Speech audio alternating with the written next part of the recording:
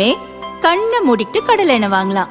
ஏன்னா மந்த்ரா கடலை எண்ணெய் இதயத்தின் தயாரிப்பு. வறுக்க பொரிக்க ஏன் எல்லா சமையலுக்கும் மந்த்ரா தான். மந்த்ரா கடலை எண்ணெய், அபார ருசி, ஆரோக்கியமான உடல் நலம். பாகிஸ்தானில் அத்தியாவசிய பொருட்களின் விலை அதிரடியாக உயர்ந்துள்ளது.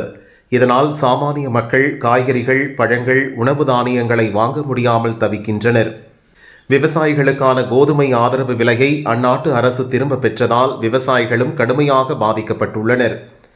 பாகிஸ்தானின் பஞ்சாப் மற்றும் சிந்து மாகாணங்களில் வறுமையின் கோர தாண்டவம் மிக மோசமாக உள்ளது.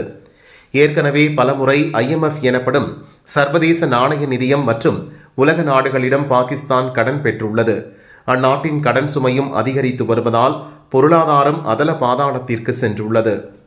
கடந்த 2018-2019 நிதியாண்டில் 21.9% இருந்த பாகிஸ்தானின் வறுமை விகிதம் 2024-2025 ஆண்டில் 28.8% உயர்ந்துள்ளது.